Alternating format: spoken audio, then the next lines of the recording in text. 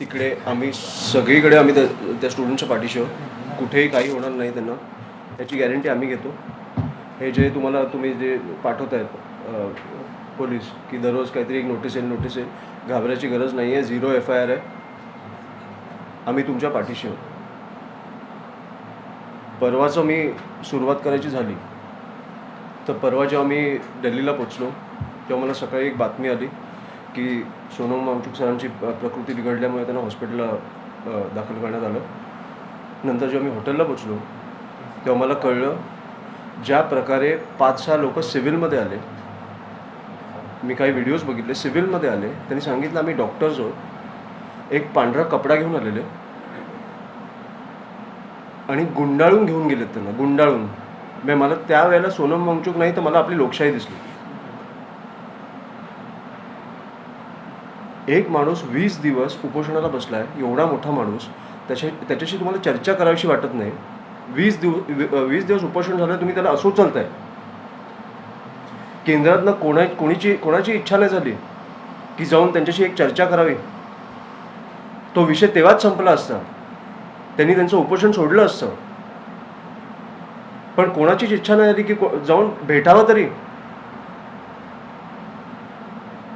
ते झाल्यानंतर मी अभिजितला तिकडे भेटलो. मी त्याला विचारलं की सकाळपासून काय झालं. मी त्यांच्याकडे माहिती घेतली आणि मी सोनम वांगचुक सरांची तब्येत विचारली, काय परिस्थिती काय तिकडे. आणि मी तेव्हा निघालो. कालचा जो दिवस होता, मी त्या दिवशी पण बोललो की आपल्या देशाच्या राजकारणातला सगळ्यात काळा दिवस आहे,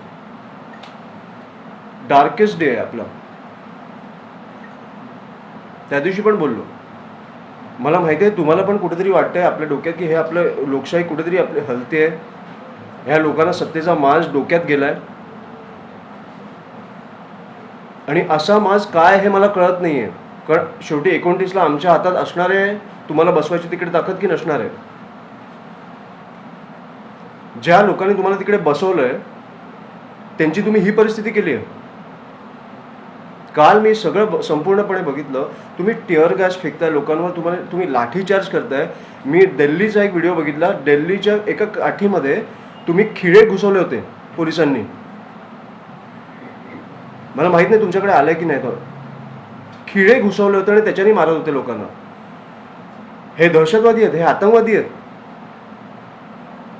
नीटच्या पेपर लीकमुळे 20 मुलामुलींनी आत्महत्या केली आहे. त्याच्यासाठी हे सगळं चालू आहे. त्याला तुम्ही खिळे घुसवून लोकांना मारताय.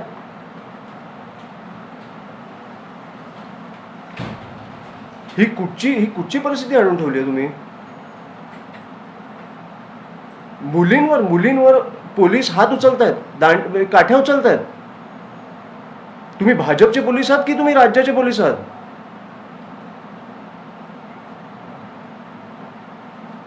ज्या तुम्ही निवडणुकीला ज्या वेळेला तुम्हाला लाडकी बहीण सुचते, ती गेली लाडकी बहीण फक्त तुम्हाला प्रश्न विचारला म्हणून. ही कुठची परिस्थिती आणली आपण. हे काय, मला बघून भीती वाटली, राग वाटला. मला बोलायचं कळत नाही. मुख्यमंत्री म्हणतायत की या आंदोलनाला कोणताही फेस नाहीये, त्याच्यामुळे कोण बोललं. मुख्यमंत्री देवेंद्र फडणवीस म्हणतायत की त्या फेसलेस लोकांमुळे तुम्ही तिकडे बसलाय. त्या खुर्चीवर तुम्ही ह्या फेसलेस लोकांमुळे बसलाय, हे विसरू नका तुम्ही. जसे तुम्हाला बसवू शकतात तसे उचलू पण शकतात. कुठे गेले आता भाजपचे प्रवक्ते, कुठे गेले सगळे सकाळी बोलणारे. ह्या विषयावर बोलावंसं नाही वाटत त्यांना. नीच राक्षसी प्रकारचं राजकारण चालू आहे, खूप भीषण चालू आहे. हे तुम्हाला माहिती आहे. तुम्ही आणि इन जनरल मला वाटतं की सगळे पक्ष सोडा, सगळे राजकारणी सोडा, पत्रकारांना जरी फ्री हँड मिळाला ना तुमच्या डोक्यातल्या गोष्टी दाखवायला, तुम्हाला जे पाहिजे ते दाखवायला, तरी तुम्ही त्याला घरी बसवा. हा मला माहिती आहे तुम्हाला फ्री हँड नाही आहे, तुमच्यावर प्रेशर आहे, हे मला माहिती आहे. पण हे खूप नीच प्रकारचं चालू आहे काहीतरी. एकंदर पाहायला गेलं सगळ्यात महत्त्वाचं की आंदोलन दिल्लीलाही सुरू आहे, मुंबईतही सुरू आहे. पण जिकडे आंदोलन करायला गेलं तिथंच लोकांना उचललं जात आहे. तर आंदोलनाची ताकदच आपण सर्वसामान्यांकडे. दिल्लीचं तर मी तुम्हाला विकृती सांगितली. मुलींचे कपडे फाडले. काठ्यांमध्ये खेळ ठोकून लोकांना मारलंय, टिअर गॅस फेकलाय, आणि हे पार्लमेंटच्या बाहेर जिकडे पंतप्रधान आत होते. मुंबईचं मला फक्त एवढंच बोलायचं आहे, महाराष्ट्राचं एवढंच बोलायचं आहे की पोलिसांनी कुठेतरी सहानुभूती दाखवावी. तुमच्यावर प्रेशर आहे मला माहिती आहे, पण तुम्ही जेव्हा आंदोलनास्थळी जाता तुम्हाला कळलं पाहिजे की तो आतंकवादी नाही आहे, हा एका विषयासाठी भांडतोय. त्याच्याशी कसं वागलं पाहिजे, की कसं काय काय केलं पाहिजे. तुम्ही स्टुडंट्सना घाबरवताय. मी सरप्राईज्ड आहे, ज्या सरकारला लोकांनी एवढ्या प्रेमाने बसवलं, एवढं बहुमत दिलं, ते सरकार आज लोकांची असं वागतंय. नीट हे आता मी तुम्हाला सांगतो, हे अख्ख्या देशभर पेटणार, हे शांत बसणार नाहीत लोक. सरकारमधलेच प्रतिनिधी म्हणतात, सदाभाऊ खोतांचं आजचं स्टेटमेंट आहे की आंदोलन करणारे काही दहशतवादी देखील होते. इतकंच नाही तर दहशतवादी होते. धर्मेंद्र प्रधान यांचा राजीनामा झाला नाही पाहिजे असं ते म्हणाले सदाभाऊ खोत. आंदोलकांमध्ये दहशतवाद्यांचं आंदोलन होतं. इंडी आघाडीच्या सहकार्याने हे दहशतवाद्यांचं आंदोलन इंडिया होतं असं आघाडी बोलतायत. देखील दहशतवाद्यांना सपोर्ट करते अशा अर्थाचं विधान आहे. हे सगळे दहशतवादी आहेत जे उतरले ते. म्हणजे तुम्ही चुका केल्यावर तुम्हाला प्रश्न विचारणारे सगळे दहशतवादी आहेत. मला हेच कळत नाही.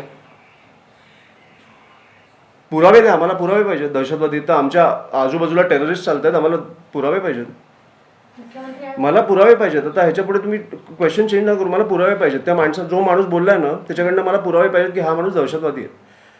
दहशतवादाचे पुरावे तर आपल्याकडे असणार ना, तुम्ही त्यांना एवढं लेबल करताय. मला पुरावे पाहिजेत. जो माणूस आपल्या बाजूला फिरतोय तो दहशतवादी असेल तर आपल्याला भीती वाटली पाहिजे. काय नीच प्रकारे तुम्ही काय लोकांना लेबल करताय दहशतवादी म्हणून, जे लोक तुम्हाला प्रश्न विचारतात. मुख्यमंत्री असं म्हणतात की काही जणांचा हेतू चांगला असू शकतो आंदोलन करण्यामागचा, मात्र या मागे अराजकता पसरवण्याचा प्रयत्न या आंदोलनामधून केला जातो. कशी काल ज्या प्रकारे चैत्यभूमीला जे काय सायलेंट प्रोटेस्ट होता, मी बघितलं ते सगळं. शांततेत प्रोटेस्ट चालू होता. काय त्या मुलांनी काय केलं, पोलिसांवर हात उचलला किंवा काय केलं. मला वाटतं पोलिसांनी पण काळजी घेतली पाहिजे थोडी या मुलांची. 20 लोक गेली आहेत, त्याच्यासाठी हा अख्खा प्रश्न उभा राहिलाय. आणि आज हा नाही राहिला आणि ह्या माणसांनी राजीनामा नाही दिला तर अशाच निर्लज्जपणे सगळं कारभार चालू राहणार. एक एक्झाम्पल आपण सेट केलं पाहिजे. आणि मी खरंच सांगतो, भाजप जे करतंय आज त्यांनी हे भोगायला पण तेच असणार, कारण कधीतरी ते विरोधी पक्षात असणार. खूप चुकीचा पायंडा पाडलाय.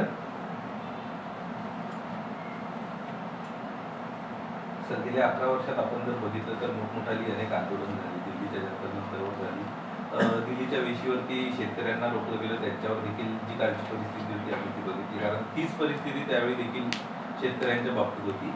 नेमकं हे सगळं होत असताना यांना निवडून तरी देतं कोण, आणि येत्या काळात मतदारांना काय आवाहन कराल?